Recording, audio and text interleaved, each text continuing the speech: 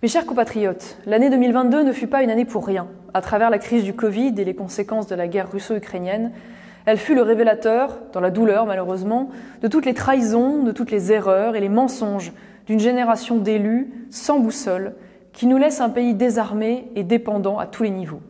Toute la communication politique, les artifices électoraux et les distributions compulsives de chèques n'y feront dorénavant plus rien. Les Français ont définitivement ouvert les yeux sur l'état de leur pays.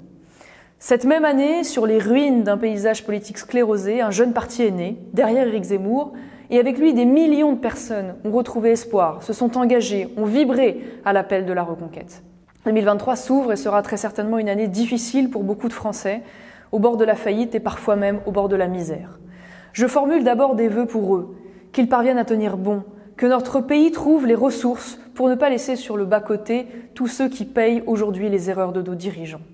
Je formule des vœux aussi pour Reconquête, que nos cadres nationaux et locaux, nos élus, fassent grandir notre projet politique et continuent de susciter l'espoir dans le cœur de nos compatriotes. Qu'ils enrichissent le débat public, qu'ils rendent la politique plus intelligente, plus exemplaire et plus désintéressée. Qu'ils réussissent à faire pression sur ce gouvernement, absurde en principe et impuissant en action. Je formule des vœux enfin pour notre pays, qu'il déjoue les pronostics, qu'il torde le cou au sens de l'histoire, qu'il surprenne quand on ne l'attendait plus, comme il a su le faire tant de fois par le passé. Gramsci disait « La crise est ce qui sépare l'ancien du neuf ». En 2023, il nous reviendra à chacun de dépasser cette crise pour préparer et construire ce neuf. Ne vous laissez pas embourber dans la logique du déclin.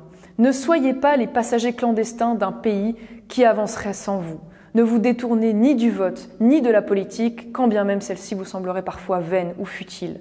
Ne soyez pas les indifférents que dénonçait encore une fois Gramsci. Il disait « L'indifférence est le poids mort de l'histoire.